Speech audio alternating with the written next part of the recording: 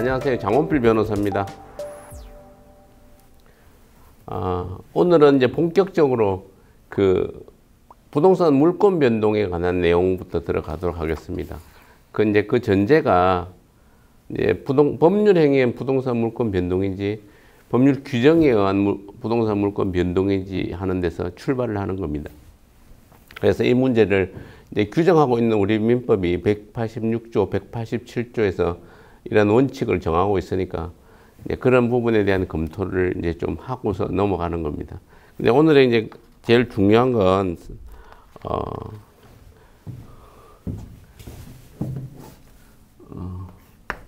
부동산 물권 변동이라는 게 뭔지를 이렇게 개관해서 좀 이걸 서설이라고 하는 건 대부분 이것저것을 모아놨다 이렇게 보시면 되고요. 그 다음에 법률 행위에 의한 부동산 물권 변동,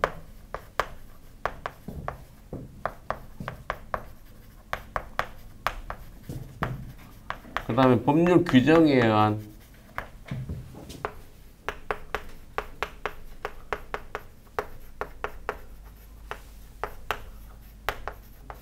부동산 물권 변동, 이런 주제로 1시간 정도 이제 얘기를 하려고 합니다. 근데 이제 사례를 잠깐 보시면, 자, 갑과 을이 아파트를 이렇게 팔아요. 아파트 매매를 하는데 2025년 1월 1일 계약, 계약금을 줬습니다. 1억을.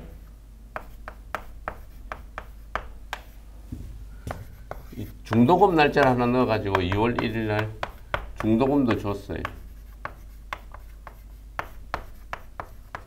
그 다음에 3월 1일 날 잔금을 주고 매도인은 매수인이 잔금을 주니까 등기 서류를 이렇게 교부를 해줬습니다. 이렇게 동시행 관계로. 네 번째는 2025년 3월 8일 등기 이전을 했습니다. 등기소에서. 통상은 이제 아파트 매매든 토지 매매든 대개는 이런 절차들을 거쳐서 진행되는 거죠. 이런 거고. 사례 2는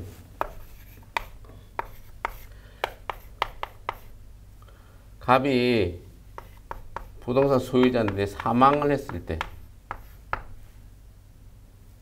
그러면 상속인이 배우자가 이제 처가 있고, 그 다음에 자식, 직계 비속인, 일남, 이녀, 일녀라고 하죠. 첫 번째 장녀를 일녀라고 하거든요. 요새 뭐 아들, 딸 많이 낳는 시대는 아니까 직계 비속으로 두 사람이 있다. 일남과 일녀가 있는 이런 상태. 갑자기 이제 상속을 이제 사망했을 때는 어떻게 되느냐 하는 거를 사례를 가지고 이해를 하는 겁니다. 대표적으로 법률 행위에 의한 부동산 물권 변동이 대표적인 게 이제 매매고, 법률 규정에 의한 부동산 물권 변동이 대표적인 게 상속으로 이렇게 보시면 됩니다. 그러니까 이제 이런 큰 틀에서 이렇게 얘기를 이제 오늘 할 텐데, 먼저 서설을 잠깐 보시면 부동산 물권 변동에 대한 서설을 좀 하는 이유가 뭐냐면, 지금 우선 이게 뭔지 하는 데서부터 이제 출발하는 거죠. 그래서 이게 뭐냐, 이렇게 부동산 물권 변동이라는 게 뭐냐, 이 법학이라는 게 알고 보면 처음에 이게 단순하게 드립다 외우는 학문은 아니고요. 찬찬히 그걸 수학하듯이 딱 논리적으로 접근하는 훈련을 계속 해야 됩니다. 논리적으로 이 사고하는 일을 추론해 나가는 능력을 계속 가져야지 되는 거지. 이걸 단순하게 뭐 빠른 시간에 암기한다든지 뭐 이렇게 감정적인 접근은 전혀 없어요. 좀 터프하게, 러프하게 간다고요. 그러면 부동산 물권 변동이라면 여기를 잘라서 부동산 물권 변동 이렇게 세 가지를 나눠 놓고 어떻게 한다 이 말이죠. 그럼 부동산은 토지 건물, 토지와 그 정착물이라고 한번 물권할 때 얘기를 했습니다. 그러니까 실질적으로는 동산은 전기 기타 관리할 수 있는 자연역이라고 해서 우리가 통상하는 이 동산이라는 건 이렇게 뭐 가재도구나 뭐 이렇게 일상적인 이런 것들 말고 자동차나 이런 것들이 이제 통상 가재도구, 유체동산 집행을 나중에 할 때 보면 가재도구나 회사에 있는 사무집기 이런 것들을 유체동산 압류를 합니다. 그러면 이렇게 동산은 그런 정도 자동차, 집에 있는 가재도구나 회사에 있는 사무용 이제 그 용품들 그걸 제외한 부동산 우리가 통상은 이제 토지와 건물을 이렇게 부동산이라고 하죠. 물건은 배타적인 지배, 절대권을 가지고 있는 소유권 같은 거다 이렇게 얘기를 했었죠. 그러면 이제 변동의 문제만 남는단 말이에요. 물건은 우리가 앞에 물권적 청구권 얘기할 때까지 앞에 물건은 배타성을 가지고 있는 절대적인 거고 지배를 목적으로 하는 거, 지배권이고 하는 이런 내용들을 쭉 다 했습니다. 여기서 발생, 변경, 소멸, 발생, 변경, 소멸 아닙니까? 인생하고 똑같 태어나서 죽고 그 사이에 성장하거나 하는 부분에 대한 거죠. 이걸 조금 국면을 바꾸면 발생은 당사자 입장에서는 취득이 되고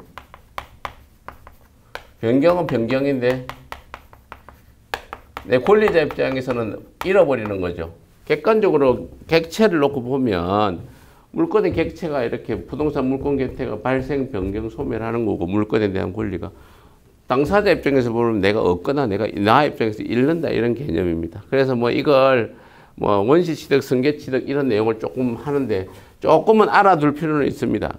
개념적으로 출발이니까 이 발생하는 부분에서 조금 설명을 하면 원시취득, 승계취득 이렇게 해서 이런 표현이 구조적으로 있다. 원시취득은 처음 취득하는 거고 원시라는 것은 우리가 불능할 때도 원시적 불능, 후발적 불능 이렇게 할 때 그 원시입니다. 처음 한다 이 말입니다. 승계취득은 앞에 거를 이어받아서 하는 건데 이게 이전적 승계, 설정적 승계 이런 표현을 쓴다.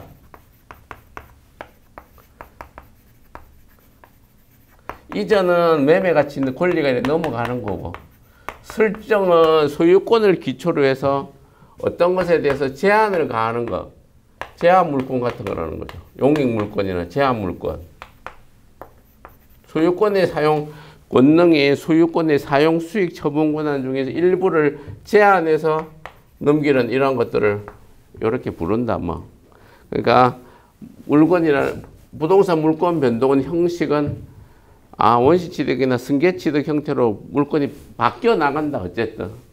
시작은 이렇게 개념을 하는 거고 그냥 변경은 주체가 이렇게 바뀌는 경우죠 되게. 소멸은 건물이 멸실되거나 없어지는 겁니다.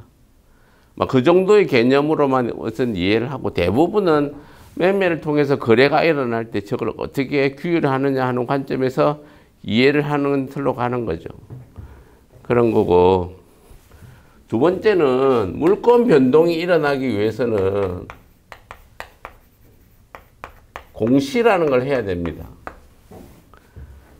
우리가 이제 여기서 채권법을 할 때 채권행위 여기 매매라고 하는 저 대표적인 매매라는 것이 채권행위잖아요. 계약행위고 채권행위. 매매에 의해서 소유권이라는 물건이 넘어가는 과정이잖아요. 그래서 여기 보면 등기가 이전된다. 이거는 물권이 바뀌었다 이 말이고 물건이 변동됐다는 얘기고 요 앞에 매매를 했다는 얘기는 채권계약을 채권행위를 했다는 얘기입니다. 그랬을 때 채권행위는 당사자의 의사의 합치만 있으면 되는 거예요. 매매란 건 양 두 당사자가 매도인과 매수인이 서로 사겠다, 서로 팔겠다는 대항적 의사 표시의 합치만 있으면 기본적으로 채권행위가 성립되는 거예요. 그걸 기초로 쭉 계약금 주고 중도금 주고 잔금 주면서 등기 서류를 교부하고 그럼 등기 이전을 하는데 물권이 변동되기 위해서는 등기라는 공시방법이 필요하다는 거예요. 공시라는 건 공적으로 보여준다 이 말이에요. 왜 이렇게 그러면 이게 그러니까 이제 기본 물권 변동에 있어서는 왜 이렇게 공시방법이라는 제도를 물권 변동의 요건으로 이렇게 해놨을게요. 아니 이걸 안 해놓으면 누가 물권을 가졌는지 알 수 없어요. 우리가 여기서 이제 조금 더 연장해 보면 물권 법정주의라는 걸 185조에서 이렇게 이제 물권할 때 얘기가 나왔죠. 물권을 법으로 딱 정해놨다는 거예요. 물권의 내용과 종류는 법률 또는 관습법에 의하지 않고는 임의로 창설하지 못한다. 물권은 절대적이고 누구에게나 주장할 수 있고 지배할 수 있는 강력한 권한이니까 그 내용이나 그 종류를 제한을 딱 한단 말이에요. 그러면서 그게 누가 가지고 있는지를 객관적으로 외부에서 정확하게 알아야 될 거 아닙니까? 그러니까 이게 실질적으로 이거는 물권 거래에 이제 절대적인 지배를 이제 목적으로 하는 부분이 있고 절대적인 물권의 속성을 유지하기 위한 것도 있지만 물권 거래의 이제 안전을 위해서는 그걸 공시하는 방법이 외부로 오픈하는 공짜 공시라는 게 일반 공중공 그다음에 보일시잖아요. 일반이나 이렇게 보여주는 제도가 필요하다 이 말이에요. 그래서 우리 민법은 이 공시방법을 이제 어떻게 정했냐면 우리 민법이 정하는 건 이제 대상물에 따라서 부동산의 경우에는 등기를 한다는 거예요. 등기가 여기서 나온다고요. 부동산 물권 변동이 일어나기 위해서는 등기가 필요하구나. 등기를 요건으로 한다. 근데 등기가 왜 하느냐? 이거는 부동산 물권 변동의 공시방법으로서 인정돼서 하는 거다. 이렇게 이해하시고 동산의 경우에는 점유를 하는 겁니다. 점유를 넘기는 거. 우리가 예를 들어서 핸드백을 백화점 가서 하나 샀다. 핸드백은 동산이잖아요. 그러면 돈을 주고 핸드백을 내가 가지면서 내가 취득하는 겁니다. 대금을 주고 내가 점유를 넘겨받는 순간에 이게 공시방법이라는 게 내가 지고 있다는 거. 그게 이제 원칙인데 이 점유 방법에 대해서 현실 점유 나중에 점유편을 한번 할 때 간이인도 점유 개정 점유권이 관념화되면서 이게 조금 자꾸 점유는 사실상 지배할 수 있는 것 지금 사실상 내가 지배하고 있는 것에 대해서 효력을 권리를 부여하는 건데 지금 약간 이렇게 점유 방법이 지금 네 가지로 이렇게 우리 민법은 인정을 하고 있는데요. 이게 법에 188조, 190조까지 세 개 조문에서 이걸 인정하는데 현실인, 쉽게 얘기하면 이런 거예요. 물건을 사는데 현실인도는 백화점에 갔을 때 백화점 점원이 내가 돈을 주니까 나한테 주는 거. 그럼 내가 보통의 경우는 이 현실 점유를 하는 거잖아요. 근데 간이인도는 내가 그걸 가지고 있는 거예요. 내가 그걸 가지고 있는 상태에서 내가 돈을 주는 거예요. 내가 산다 이렇게. 그럼 점원이 나한테 줄 필요는 없죠. 예? 간이인도는 내가 가지고 있을 때 내가 벌써 점유를 받아놓은 상태에서는 그런 게 하는 거고 점유 개정은 뭐냐면 상대방이 이제 점유 내가 파는 사람인데 내가 돈을 주고 내가 돈을 받고 넘겨줘야 되는데 현실적으로 안 넘겨주고 점유를 내가 한다 이 말이에요. 두 사람 간의 합의에 의해서. 그럼 나는 계속 점유를 계속하고 있는 거죠. 원래는 내가 점유였는데 내가 팔았어요. 그럼 점유를 상대방에 넘겨줘야 되는데 넘겨주지 않고 내가 그거를 점유를 개정한다는 거는 내가 계속 점유를 하고 내가 내가 예를 들면 부동산 같으면 자전거 같으면 내 자전거를 누구한테 팔면서 자전거를 내가 계속 사용하는 거를 한단 말이에요. 반환 청구권의 양도 같으면 자전거를 제3자한테 이제 빌려줘가지고 있는데 그 점유를 팔면서 내가 다른 사람한테 그 제3자한테서 받을 그 자전거를 회수할 권리를 넘겨준다 이 말이에요. 그게 이제 다 그거 알고 보면 되게 현실적으로는 법은 이렇게 광범위하게 이제 관념화해 갔다는 거예요. 점유의 특징은 나중에 보면 점유가 사실상 지배할 수 있는 거에 대한 권리를 부여한 건데 사실상 지배하는 것에서 관념화시키다는 거예요. 그런 것도 여기서 이제 좀 불확실해졌다는 거죠. 점유의 어떤 방법이. 뭐 그런 정도만 얘기를 하고 조금 알아야 되는 게 공시의 원칙과 부동산 물권 변동에서 공시의 원칙과 공신의 원칙. 이게 어쨌든 저변에 대한 얘기입니다. 이게 기본적으로 물권 변동하면서 공시의 원칙, 공신의 원칙이란 게 뭘까? 공시의 원칙 제일 먼저 이게 출발은 공시의 원칙. 공시란 거는 공적인. 여기 공신의 원칙은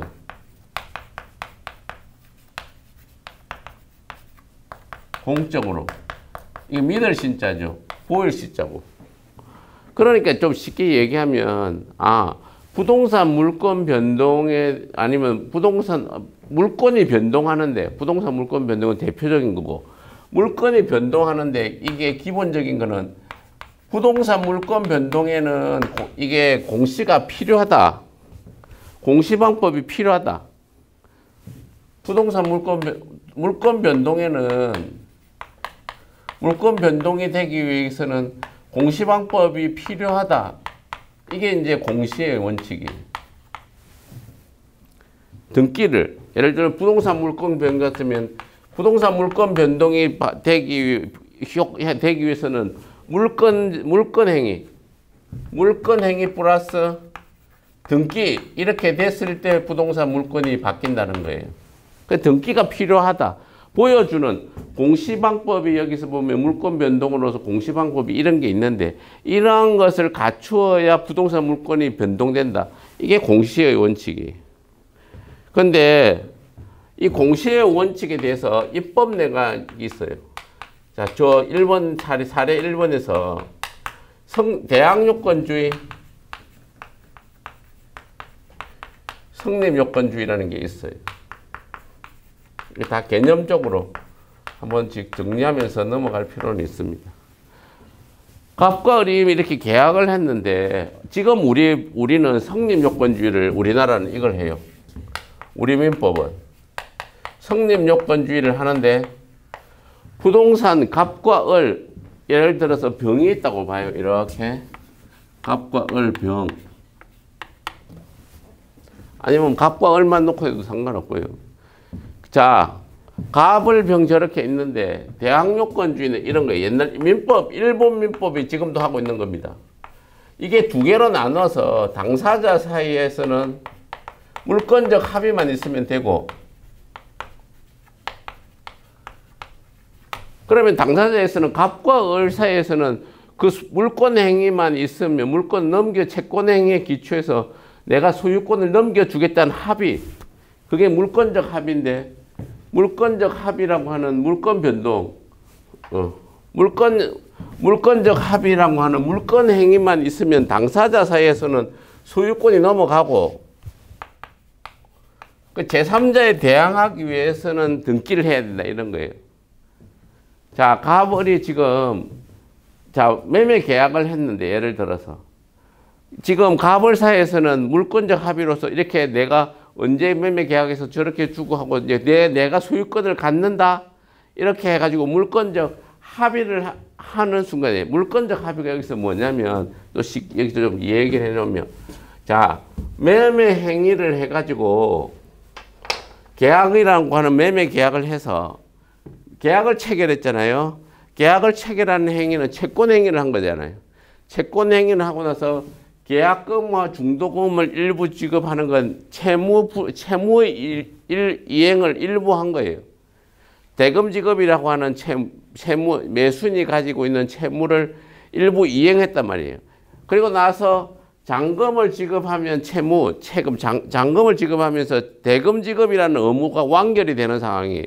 그랬을 때 매도인이 등기 서류를 주는 거 이게 이제 물권적 소유권을 넘겨주는 물권행위라고 본다고요. 실무적으로. 등기행위. 등기에 필요한 서류를 넘겨줄 때 이 물건을 넘겨주는 의사가 있다. 이렇게 보자 이 말이. 그렇게 본다는 거예요. 그리고 나서 이 지금 실무적으로 보면 그때 공인중개사나 우리가 대출 끼고 할 때는 은행 직원이 나오고 부동산 이제 등기를 맡길 때는 법무사 직원이나 사무장이 와서 그 서류를 한꺼번에 주죠. 그래서 그 등기 서류를 가지고 와가지고 자기가 등기 서류를 필요한 날 등기 원인을 2025년 1월 1일 매매를 원인으로 며칠 한 일주일이나 2주 안에 이렇게 넘겨가 등기 서류를 다 넘기고 등기 권리증을 준단 말이에요. 그럴 때 여기 등기 서류를 매도인이 넘겨주는 행위를 물건 행위적으로 물건을 넘긴다는 의사가 있는 거로 보다. 이런 내용인 거고. 여기서 이제 입법례는 지금 소유권을 넘기는 게 갑을간에 당사자사에서는 물권 행위만 있으면 되는 거고, 그 다음 제3자에게 대항하기 위해서는 등기를 넘겨야 된다. 제3자에게 대항하기 위해서는 을이 등기를 넘겨받아야 되고, 예를 들어서 갑과 을 간에 물권적인 행위, 물권 행위밖에 안 했는 상태에서 갑이 병에게 소유권을 넘기면 병이 소유권을 취득하는 건 당연하다는 거예요. 등기를 안 했으니까 병에게 대항이라는 걸 주장을 못한다 이 말이에요. 그게 의사주의고, 이게 성립요건주의는 그게 아니고 물권 행위 플러스 등기를 해야지 물권 변동이 생긴다.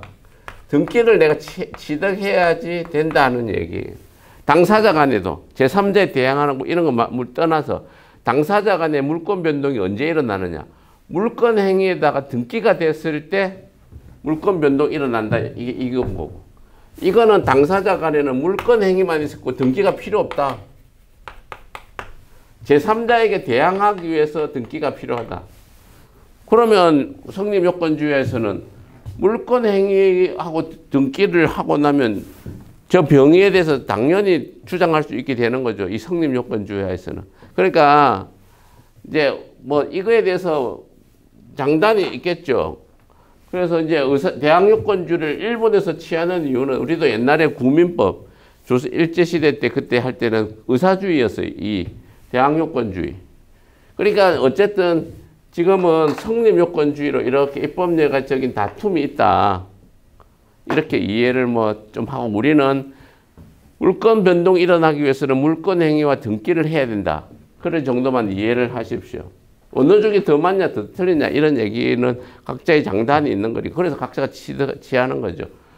대항요건주의는 이게 소유권을 넘긴다는 의사가 있으면 저때 이제 당사자의 의사를 좀 더 추적해 보면 저렇게 하면 되는 거고 또 약간의 제도적인 차이가 있어요. 그 제도적인 차이가 조금씩 일본이나 좀 틀리니까 이 정도만 하시고요. 자, 공시의 원칙은 이런 얘기고 지금 공신의 원칙. 공신의 원칙은 공시를 믿고서 한 걸 보호를 할 것인가 이런 거예요. 사례가 이런 겁니다. 사례 3. 갑이 위조를 해가지고 을에게 이렇게 넘기고 을이 이제 병에게 넘어갔어요. 위조하고서 지가 아닌 것. 실제 소유자는 A였어요. 실소유주는 A였는데 자기가 매매를 이렇게 위조해가지고 매매 서류를 위조해서 등기를 넘겨받고서 자기가 소유자인 것처럼 이렇게 넘어갔을 때 자 그러니까 어쨌든 위조라는 행위가 있으니까 갑이 등기는 무늬무효가 될 거 아닙니까? 권리 없는 사람으로부터 이렇게 매매라고 해서 넘기는데 여기서는 위조는 권리자 아닌 자로부터 물건에 넘어올 수 없으니까 무효가 된다고요. 이 갑의 등기는. 갑의 등기가 무효니까 사실은 을도 무효가 되고 병도 무효가 되고 이랬는데 자 등기가 이게 무효라는 등기가 있으니까 이 등기 지금 상태 갑이라고 하지만 이 사람은 위조를 해서 실제 무효의 등기인데 아직 무효가 되기 전에 갑이 등기가 아직 있었어요. 그러면 갑과 A의 관계에서는 A가 소유자란 말이에요.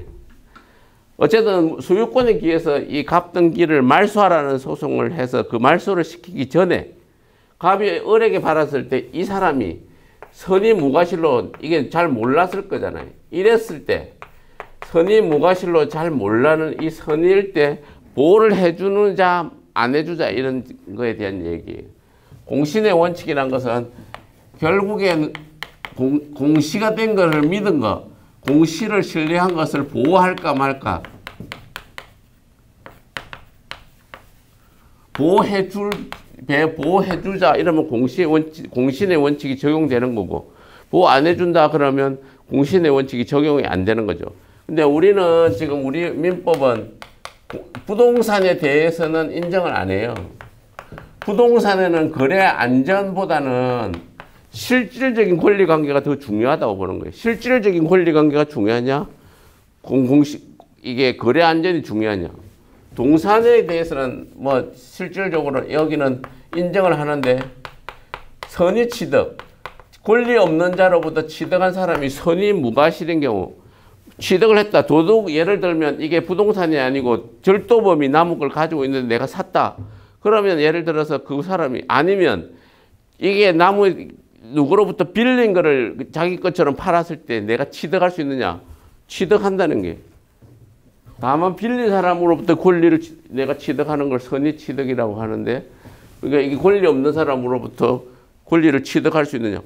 이게 지금 점유를 믿었다 이 말이에요. 공시방법을 믿은 경우에는 이렇게 보호를 해주는데, 공시의 원칙, 부동산 거래에 있어서는 이게 대표적으로 저렇게 중요한 부동산을 거래하는 중요한 것이고, 실질적으로는 이게 공시의 원칙이 이게 허위 이런 것보다는 실질적인 권리 관계를 더 보호할 필요가 있다 이 말이에요. 그래서 우리는 공시의 원칙은 공시를 신뢰한 것이 위조됐다. 그럼 보호를 안 해서 취득 못하게 한다. 이런 얘기입니다. 그리고 우리 민법 규정을 한 번만 잠깐 보면, 민법에는 어쨌든 이게 부동산 물권 변동에는 이제 이게 네 가지로 나눠놨어요.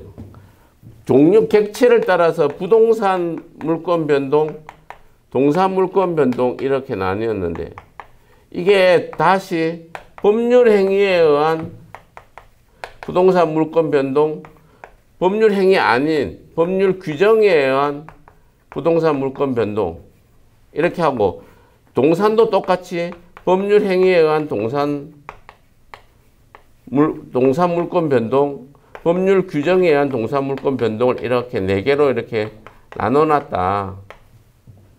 근데 이제 요 규정을 지금 보면 법률 행위에 의한 부동산 물권 변동에 대한 거는 186조에서 아까 본 것처럼 오늘 주로 얘기할 186조에 대한 얘기, 법률 규정에 의한 것은 187조에 대해서 얘기해 놓고, 법률 행위에 의한 부동산 물권 변동은 여기 얘기하는 188조에서 200조까지 아니지. 지금 188조에서 190조까지 이렇게 해놓고, 여기는 이게 물건 이게 나중에 소유권 취득편에 여기서 법률 규정에서 동산 물권 취득하는 건 무주물 선점, 유술물 습득, 매장물 발견, 첨부, 부합, 혼화, 가공 뭐 이런 식의 얘기가 좀 있는데, 이거는 다른 규정에서 민법편에서 따로 떼서 이렇게 규정을 해놓은 거고, 어쨌든 중요한 건 우리가 지금 실무적으로 중요한 건 되게 돈이 크고 거래 객체에서 중요한 건 부동산이죠. 부동산에서 매매라고 하는 법률 행위 아니면 상속이라고 하는 법률 규정에 따라서 오늘 뭐는 186조로 됐고 뭐는 187조로 됐고, 이 중에서 서로 좀 애매하게 다투는 것은 뭔가 하는 부분을 주로 살펴보는 겁니다. 그러니까 186조와 187조를 주로 살펴보는 것이 오늘 강의 내용이고, 이러한 내용을 담고 있는 게 부동산 물권 변동의 서설이다. 좀 일반적인 얘기다. 이렇게 보시면 됩니다. 그리고 이제 본격적으로 이제 부동산 물권 변동에 대해서 한번 보겠습니다. 부동산 물권 변동. 부동산 물권 변동은 지금 이제 쟁점. 이게 의의로 186조를 한 번만 이렇게 보시면, 민법 186조를 잠깐 보겠습니다. 한번 읽어 드릴게요. 186조, 물권, 부동산 물권 변동의 효력. 부동산에 관한 법률 행위로 인한 물권의 득실 변경은 등기하여야 효력이 생긴다. 부동산에 관한 법률 행위로 인한 물권의 득실 변경. 법률 행위한 부동산 물권 변동은 등기해야 효력이 생긴다. 이렇게 돼 있는데, 그러면 여기서 186조를 잠깐 보시면, 야, 그러면 이 쟁점이 부동산에 관한 법률 행위로 인한 물권의 득실 변경. 부동산에 관한 법률 행위. 법률 행위가 이게 뭘까? 부동산에 관한 법률 행위라고 하는 이 법률 행위가 부동산에 관한 법률 행위로 인한 물권의 득실 변경은 등기하여야 효력이 생긴다. 이랬을 때 이게 뭐냐? 법률 행위. 187조를 또 보면 등기를 요하지 않으려는 부동산 물권 변동, 상소, 공용징수, 판결, 경매, 기타 법률 규정에 의한 부동산에 관한 물건의 취득은 등기를 요하지 아니한다. 그러나 등기하지 않으면 이를 처분하지 못한다. 내가 소유권을 취득하는 내부적인 관계로서는 내가 등기 없어도 소유권을 취득하지만 이걸 외부에 대항하거나 처분하기 위해서는 등기를 갖춰야 된다. 이런 약간 대항요건주의적인 요소죠. 그랬을 때 그러면 법률 행위란 무엇인가 이렇게가 제일 첫 번째고, 두 번째는 이게 등기가 뭘까? 등기. 부동산 물권 변동의 요건으로서의 등기가 무엇인가 하는 것에 대한 판단이 필요하고, 세 번째는 186조하고 187조에 있어서 두 개가 좀 다투어지는 걸 어디까지 인정하고 어떤 걸 이제 적용을 어디까지 할 것인가 하는 부분을 공부하는 거예요. 세 가지가. 그러니까 착착 이제 가보는 거죠. 그러니까 법률 행위란 무엇인가 이렇게 할 때 법률 행위가 무엇인가 이걸 개념하면 물권 행위다 이 말이에요. 부동산 물권 행위 플러스 등기를 해야 부동산 물권 변동이 생긴다. 그러면 물권 행위라는 게 기본적으로 뭘까? 그러면 출발은 물권적인 물권의 효력 발생을 시키는 행위. 그게 물권 행위잖아요. 물권의 효력이 발생하는 거니까 물권의 효력, 물권 변동의 효력이 생기는 행위.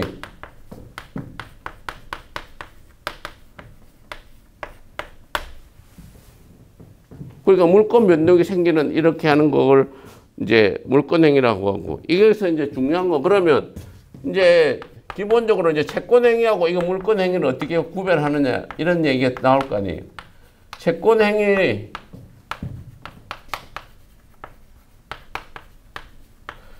행위는 매매고, 물권은 예를 들면 저렇게, 자, 사례 1번에서 소유권을 이전하는 매매를 통해서, 매매라는 채권 행위를 통해서 물권, 소유권 변동을 일으키고자 하는 당사자의 행위란 말이에요.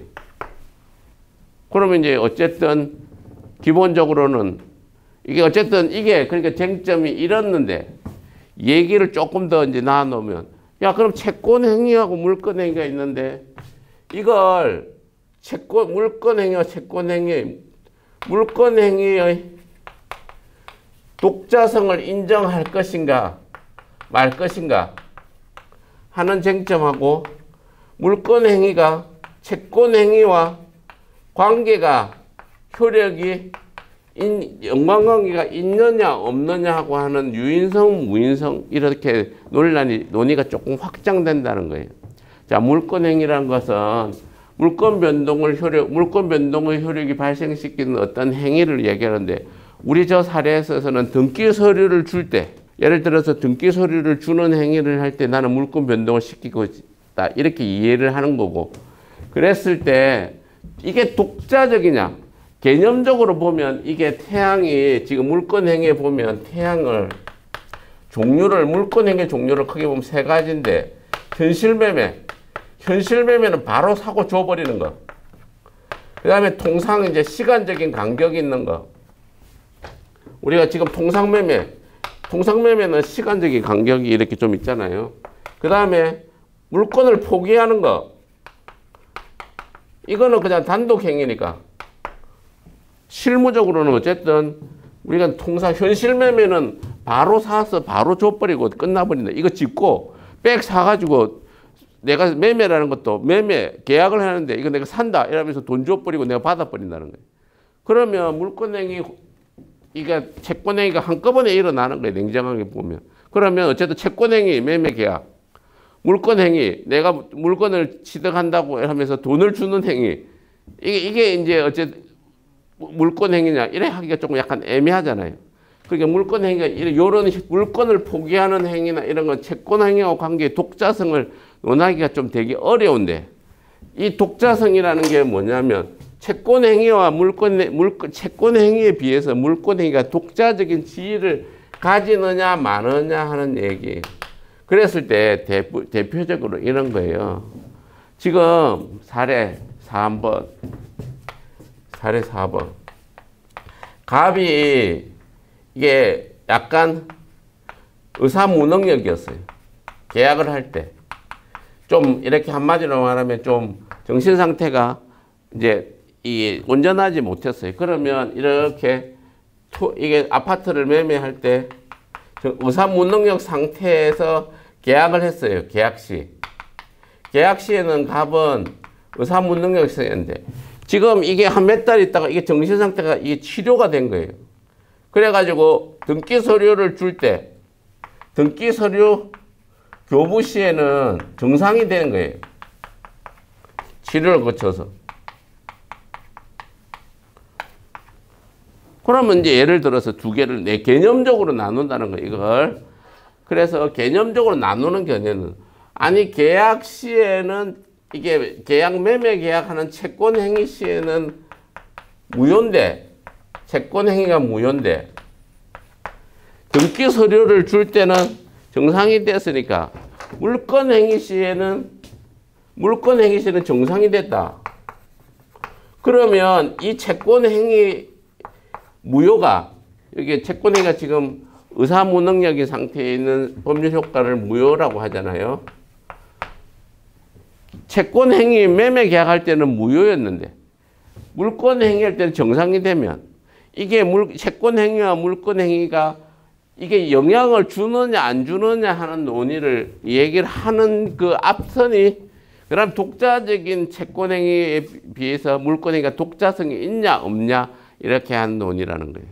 그럼 이제 어쨌든 중요한 건 독자적이냐 독자성이 있냐 없냐보다는 물권행위가 이게 왜 무인성이라는 개념은 채권행위의 무효나 계약 해제나 이런 사유가 이렇게 있었는 상태. 매매계약 채권행위 할 때는 무효 상태인데 물권행위 때는 정상인 이런 상태에서 영향을 줘야 되는, 영향을 줄 것인가 안 줄 것인가 하는 거에 대해서 우리 지금 판례는, 우리 법제는 딱 이렇게 설시를 해놨어요. 원인에. 우리 판례는, 우리 법제는 독자성과 무인성을 인정하고 있지 않다.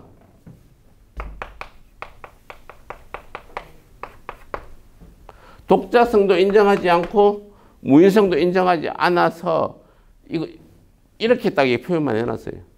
독자성을 인정하고 무인성을 별도로 아닌가, 뭐가 문제가 있으면 다 앞에 것도 따라서 문제가 영향을 주는 게, 안 받는 게 아니고 무인성은 별개다. 예, 이런 개념입니다. 이 사례에서 만약에 독자성을 인정한다. 그러면 채권행위가 매매 계약을 했으니까 채권행위가 있고, 등기 서류를 교부하는 이거는 물권행위가 있으니까 독자적인 지위가 있다. 이렇게 얘기하고, 독자적인 지위가 있는데 채권행위가 무효라고 하더라도 이 행위에 영향을 안 주니까 무인성을 하면 여기는 유효해진다. 이렇게 가려고 하는 거고. 그러니까 이제 우리 소유권을 취득하는 데는 문제가 없다. 채권행위에는 문제가 있었는데 관계가 무인이란 건 이게 관계가 없다 이 말이거든요. 지금 무인성, 없을 무자에 인과관계할 인과관계가 없다. 그러니까 무인성을 따르자면 여기 의사무능력 상태에 있다 할지라도 실질적으로 을이 소유권을 취득한다는 거예요. 무인성에 따라서. 그래서 을이 소유권을 취득해서 병에게 소유권을 남기면 병도 소유권을 취득한다. 이런 얘기고, 무인성을 인정하지 않고 유인성을 한다는 거는 채권 행위에 무효가 사유가 있으면 물권 행위도 바로 영향을 끼쳐서 무효가 돼버리고, 소유권은 누구에게 있다? 이게 유인성론에 따르면 소유권은 그대로 A에게 있다. 이런 거고.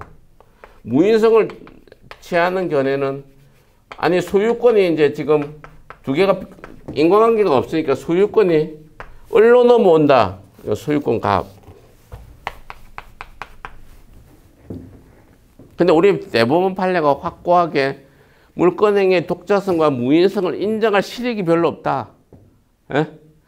이게 사실은 이게 개념적으로 이렇게 이 논리적인 조작인데 실질적으로 계약을 체결하고 그 다음에 필요한 등기를 넘겨주면 물권행위가 살짝 이렇게 있는 듯 없는 듯 넘어가지만 그냥 계약을 내가 계약해가지고 돈 받고 등기 넘겨주면 끝나는 거지. 여기서 물권행위에서 물권을 넘겨준다는 의사가 개념적으로 반드시 뭐가 필요하냐. 실질적으로는 이게 무인성을 취하면 좀 안 맞다. 우리 법제하고. 무인성을 취하면 예를 들면 이런 거예요. 무인성의 소유권이 어리니까 병도 유효하게 소유권을 취득해버리면 이게 의사무능력자, 우리는 의사무능력을 이유로 하면 다 무효를 시키는데 또 선의의 제3자, 선의의 제3자를 우리가 선의의 제3자만 이렇게 악의 제3자는 보호를 안 하는데 무인성을 취하면은 병이 악이든 성이든 다 보호가 된다. 우리 법제하고는 좀 잘 안 맞다. 이 무인성을 인정하는 법률적인 근거도 없고 그러니까 우리는 실질적으로 자꾸 논리적인 조작을 하지 말고 실질적으로 이제 필요한 건 판례는 굳이 독자적인 이거를 인정할 실익이 뭐냐. 그냥 무인성도 없고 뭐가 채권 행위에 문제가 있으면 그 계약에 문제가 있어서 그러면 뒤에 어쨌든 그걸 독립시키지 말고 그냥 유인성 영향을 바로 줘가지고 그냥 거래 관계를 단명하게 하자. 이런 취지로 이제 우리 판례가 우리 법제는 물권행위의 독자성이나 무인성을 우리 법제는 물권행위의 독자성이나 무인성을 인정하고 있지 않다. 딱 이렇게 표현해 놨어요. 그러니까 그 얘기가 근거가 없다는 얘기고 실질적인 내용을 좀 더 들어가 보면 굳이 그렇게 할 필요가 뭐 있냐. 사실 저기서 등기 소료를 교부해 주는 게 무슨 행위를 저걸 물권행위라고 이제 한다. 이런 정도로 보라는 거예요. 이해가 되죠? 그 다음에 이제 여기까지가 이제 하고, 이제 본격적으로 이제 여기 법률 행위한 부동산 물권 변동. 여기부터 들어갑니다. 여기는 이제 어쨌든 큰 틀, 어쨌든 배경 지식 같은 근본 어떤 거고, 법률 행위한 부동산 물권 변동.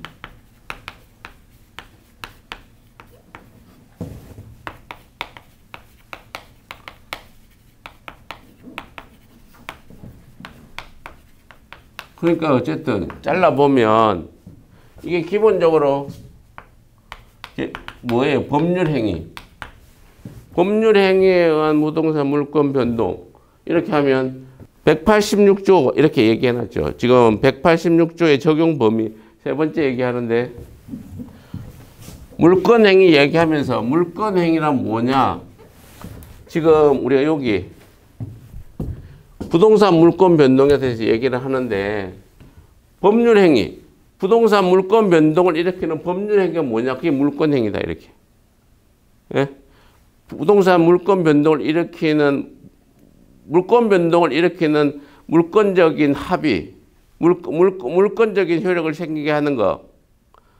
그걸 이제 물권 법률행위가 뭐냐? 이렇게 얘기하고 두 번째 이야기가 이제 등기를 해야 된다 이런 얘기를 하는데 참고로 여기 등기 이렇게 보면 물권 변동의 부동산 물권 변동의 성립 요건으로서의 등기가 있고 부동산 물권 변동이 효력이 발생하려면 등기를 해야 된다는 거예요. 그게 186조고 부동산 물권 변동의 성립 요건으로서 등기가 있고 나중에 등기 청구권을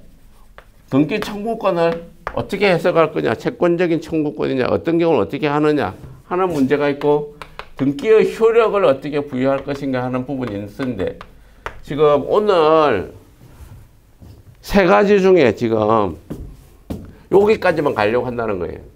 등기에 대한 성립 요건에 대한 그 형식적 유효 요건, 실질적 유효 요건이라고 하는 그런 뭐 등기가 부동산 물권 변동이 되기 위해서는 등기법이 정한 절차에 따라야 된다. 그게 등기의 이제 형식적 유효 요건이고, 내용과 물권 행위와 등기의 내용이 일치해야 된다. 그게 내용적인 거예요. 물권의 원인 변동 이런 게 실체하고 일치해야 된다. 이런 것이 내용적인 등기의 유효 요건인데, 그런 것들은 다음 지금 오늘 잠깐 설명한 등기 청구권, 등기의 효력 이런 얘기를 망라적으로 하면서 저 안에 중요한 내용들이 많이 있으니까 등기 파트를 다 모아서 한다는 거예요. 다음 시간에 등기 청구권, 등기 효력, 부동산 물권 변동의 성립 요건을 등기 저거를 한 번에 다 하기는 어려울 거고 두 번 정도 나눠서 등기편을 할 것이고, 오늘은 186조, 187조에 대한 얘기를 한다는 거예요. 그래서 이게 법률 행위에 의한 부동산 물권 변동은 186조가 이렇게 있는데, 그럼 이게 실질적으로 나중에 여기 보면 지금 법률 규정에 의한 부동산 물권 변동이 이렇게 있는데, 여기는 뭐는 186조고 뭐는 187조냐 이런 걸 판단하는 게 중요한 거고, 여기에 좀 애매하게 들어있는 걸 이걸 어디로 186조에 넣을 건가 187조에 넣을 건가를 좀 고민해 보는 것이 이 내용이라는 거예요. 법률행위라면 계약이라고 보면 된다 그랬죠. 저기 사례 1번 법률행위, 계약에 있어서 만약에 채권행위가 계약일 때 계약을 통해서 부동산 물권 변동 등기를 넘겨가지고 등기하고 나면 부동산 물권 변동이 넘어가는 186조, 이게 대표적인데 매매 같은 거 사례에서.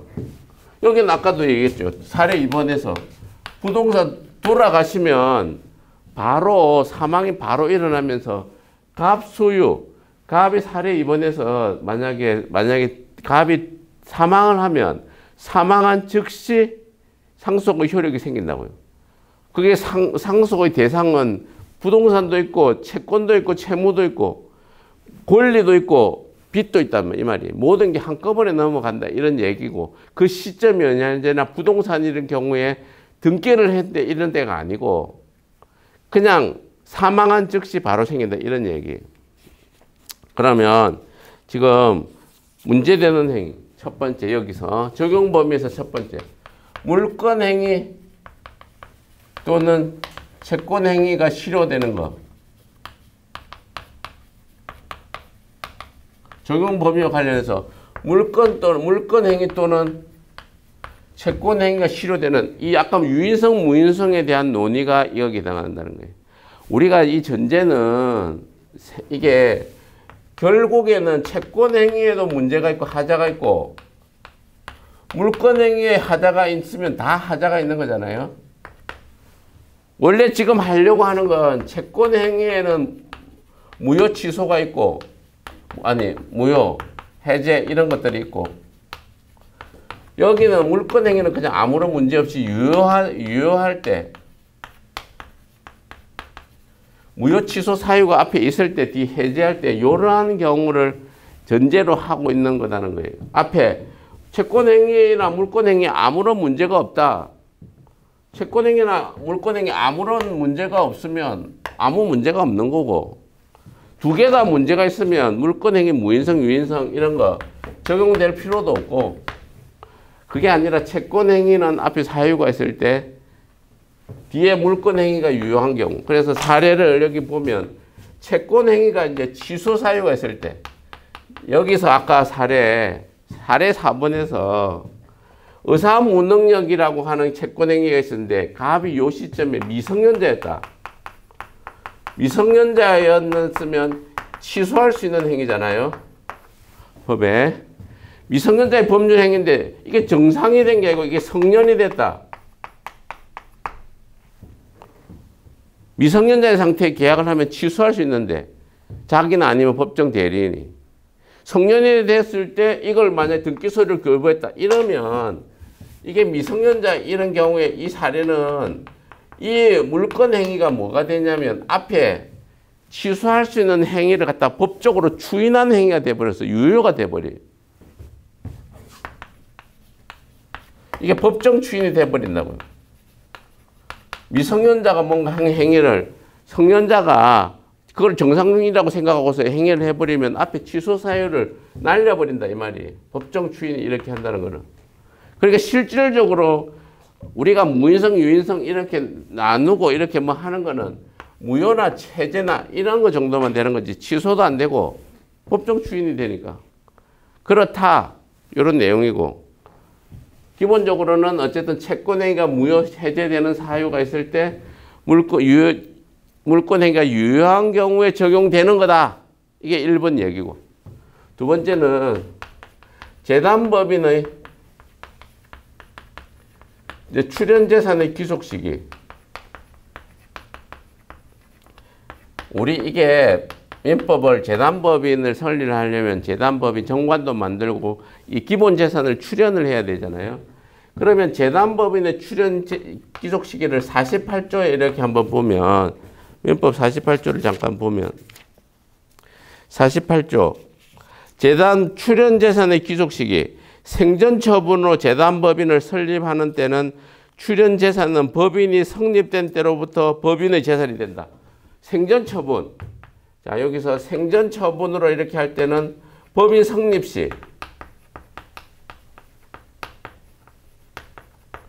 그리고 2항. 유언으로 재단법인을 설립하는 때는 출연 재산은 유언의 효력이 발생할 때, 유언으로 할 때는 유언 효력 발생 시. 유언 효력 발생 시는 사망이거든요.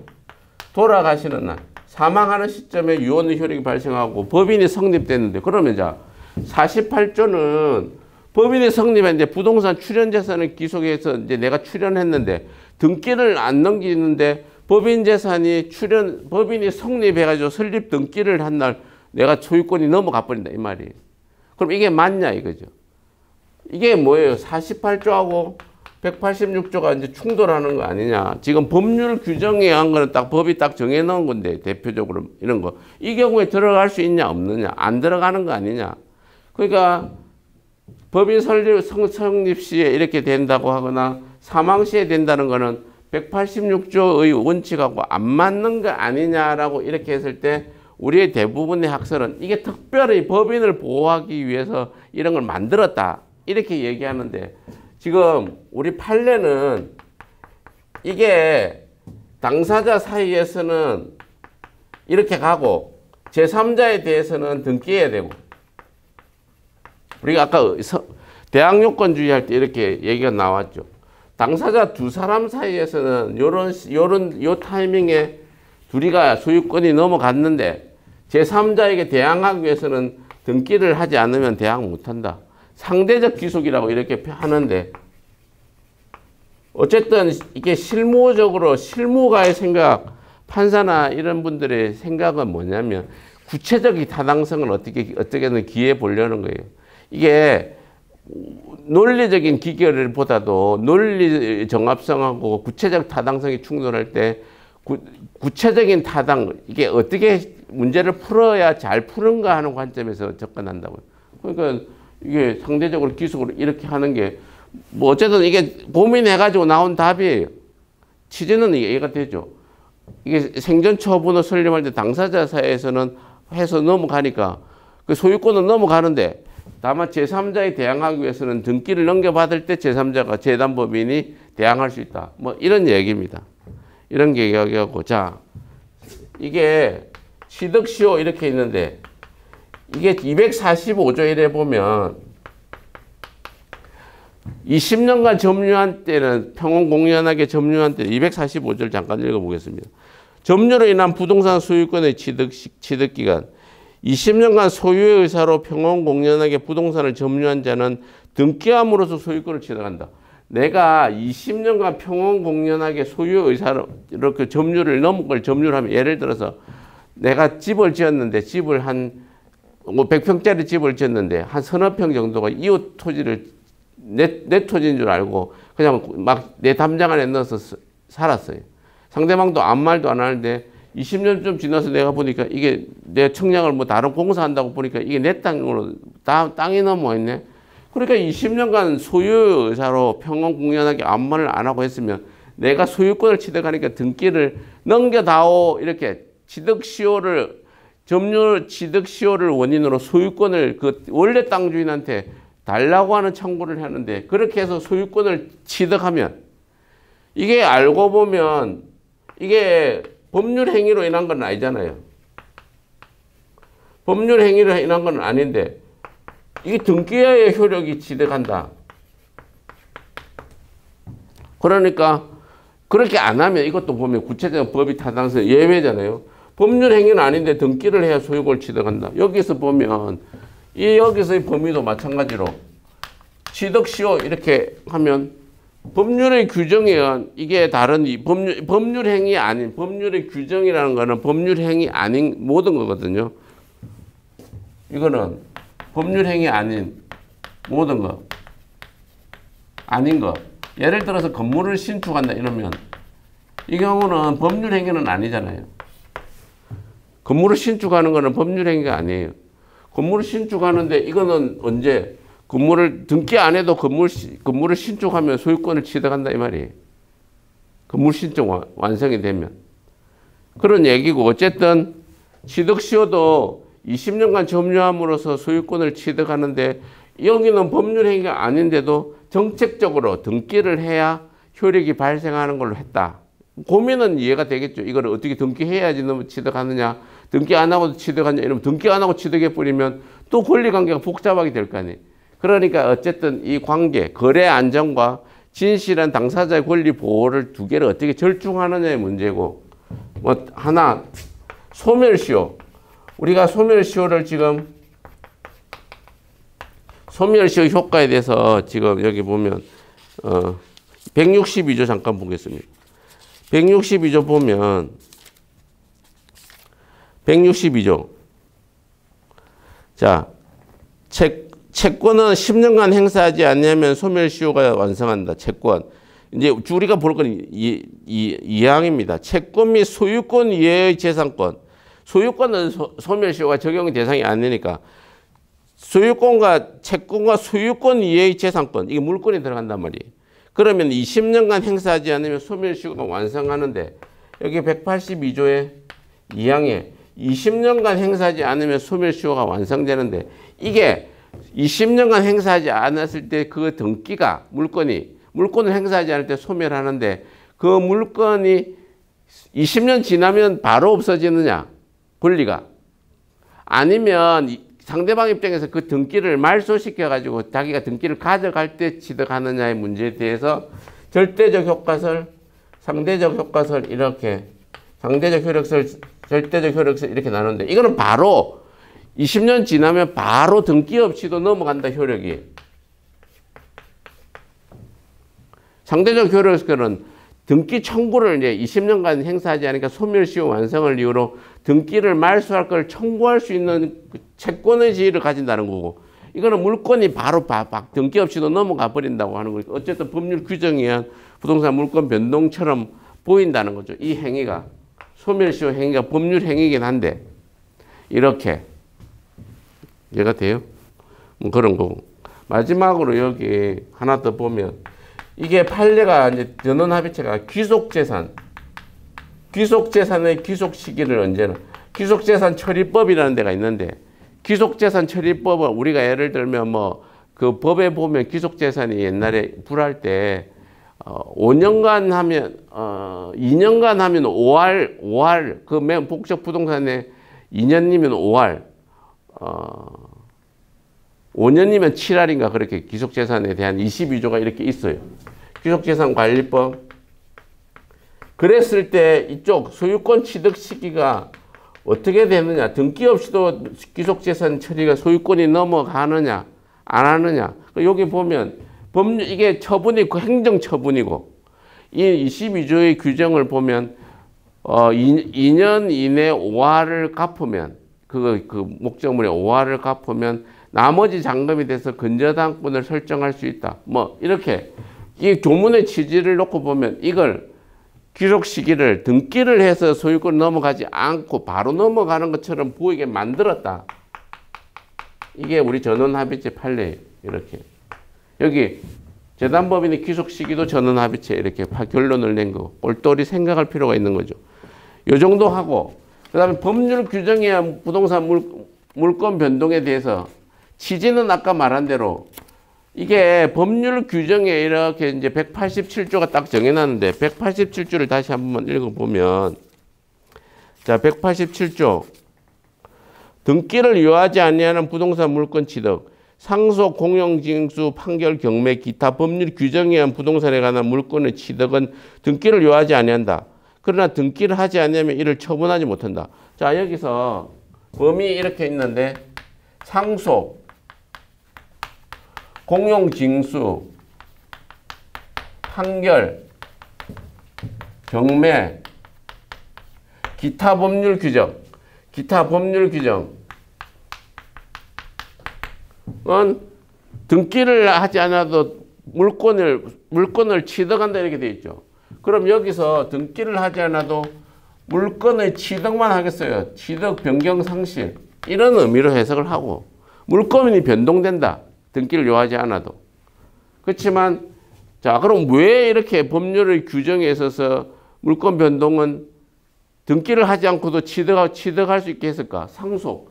권리관계가 돌아가셨는데 그걸 등기를 내가 권리자가 죽어버렸는데 내가 등기를 누구한테 넘겨주고 할 시간이 없잖아요. 그 당사자 상속은 바로 죽으면 피상속인한테 이렇게 죽으면 이렇게 배우자나 상속인들한테 소유권이 바로 넘어간다는 거예요. 부동산. 그래서 이 사람이 상속 등기도 하고 뭐도 하고 이렇게 하는 게 실질적으로 권리관계를 복잡한 걸 피할 수 있잖아요. 실질적으로 어떻게 저 사람이 부동산 물권 변동 행위를 하겠어요. 이 사람은 죽어버렸는데. 지금 권리자가 사망을 한 상태라는 거예요. 그럼 사망 시에 바로 넘겨줘야 버려야지 실질적으로 이 공개 정리되는 거 아니냐. 이래서 법률 규정에서 넘어가는 거고. 그 다음에 공용징수는 국가나 지방자치단체가 소유권을 갖다가 수용하는 거예요. 공특법에 의해서. 이거는 수용 재결을 해서 재결 결정 시에 돈을 보상금을 지급하고서 재결 결정 시에 보상금 지급하면 바로 소유권이 넘어가는 거예요. 이게 수용 같은 거. 토지 수용할 때. 공적인 목적에 있어서 넘어갈 때는 이게 돈을 지급하는 시점에 바로 넘어간다 이 말이. 왜? 국가가 하고 있으니까 적법하게. 이게 어느 정도 신뢰성이 보장된다 이 말이. 이거는 국가기관이 이렇게 한다는 거예요. 경매할 때도 보면 소유권이 언제 넘어가냐면 경락대금 완납 시. 이 소유권도 경락대금을 완납할 때니까 돈을 이렇게 완납하면 등기 없이도 넘어간다. 왜? 바로 등기를 이제 거기서 돈 납입하면 법원 직원이 등기소에 등기를 촉탁하고 국가기관이 행위를 하는 거니까 그 안에서. 그 안에서 행위는 어쨌든 공용징수나 경매나 다 좀 믿고 해도 된다 이 말이에요. 법률 규정이. 제3자가 끼어들 틈이 없다는 거고. 판결은 이행 판결이나 확인 판결이 아니고 형성 판결만.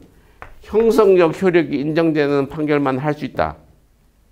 판결에는 이행 판결, 확인 판결, 형성 판결 이렇게 세 가지가 있는데 이행 판결은 소유권 이전 등기 청구 이행을 해라. 소유권 이전 등기 청구를 이행해라.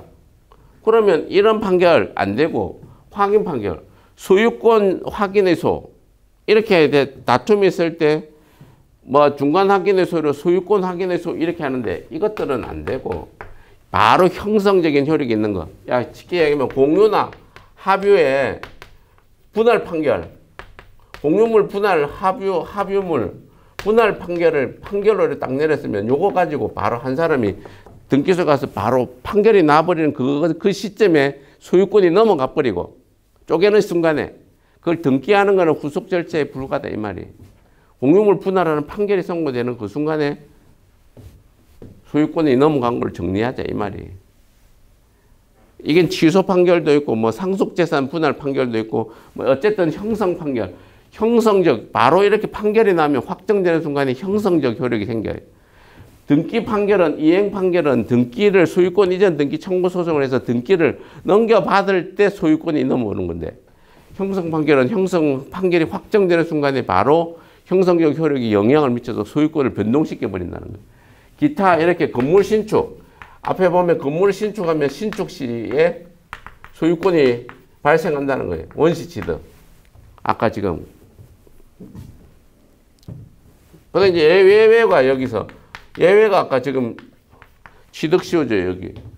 아니 법률 취득시효란 것은 권한이 없던 사람이 법률 규정에서 소유권을 취득시켜 주는 건데 이거는 취득시효는 법률 행위도 아니고 이게 법률 규정에서 소유권 취득하는 거 비슷한데 이건 등기를 해야 되는 거니까 이것도 예외다 이 말입니다. 자 그리고 적용 범위 이게 이제 처분할 때 그 187도 단서가 처분할 때는 등기를 이렇게 해야 처분된다 이렇게 하죠. 제3자에게 대항할 수 있다. 187조 단서를 보면 그러나 등기를 하지 않으면 이를 처분하지 못한다. 제3자에게 대항하기 위해서 등기를 해야 된다 이 말이에요. 제3자에게 대항한다는 것은 제3자에게 소유권을 주장한다는 거예요. 소유권을 주장하기 위해서는 등기를 해야지 넘어간다. 뭐 이런 얘기고. 근데 기본적으로 우리 판례는 나중에 한번 보면 이 지금 등기의 제첩이 부동산 물권 변동 성립 요건 중에 보면 저기 실질적 유효 요건, 형식적 유효 요건 이렇게 있는데 실질적 유효 요건에 보면 이게 물권 변동 과정이 등기 원인하고 딱 합치하지 않는 게 있어요. 예를 들어서 여기 판례가 미등기 부동산을 이제 양도인이 양수인한테 등기를 아직 안 넘긴 상태에서 제3자에게 팔았어요. 갑을 병인데 갑이 매도인이 을한테 등기를 다 안 넘긴 상태에서 돈을 다 주니까 을이 그 사이에 병한테 팔았어요. 지금 갑이 을 이렇게 병인데 등기가 이렇게 안 넘어온 상태에서 병한테 갑한테서 바로 등기를 이렇게 넘겨버리는 거 이렇게.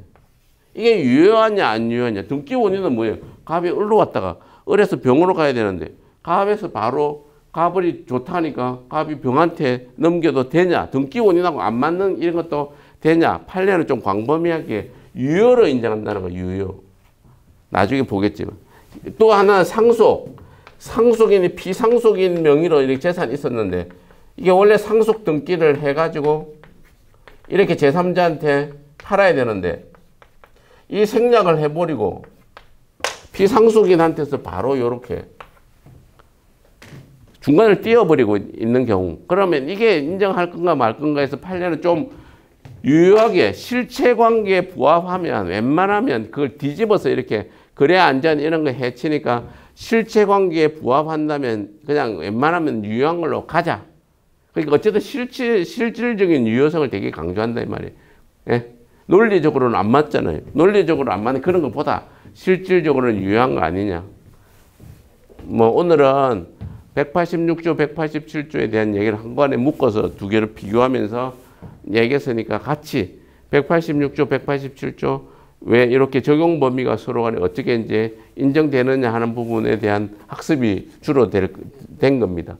그리고 이제 다음 시간에는 부동산 물권 변동의 성립 요건으로서 등기하고 이제 등기 청구권, 등기 절차 이런 것도 있는데 실질적으로는 등기 청구권, 등기의 효력 이런 부분들이 이제 실무적으로 좀 중요하니까 뭐 그런 부분을 위주로 저걸 아마 2번 정도 나눠서 강의할 듯 합니다. 뭐 오늘 강의 잘 들어주셔서 감사합니다.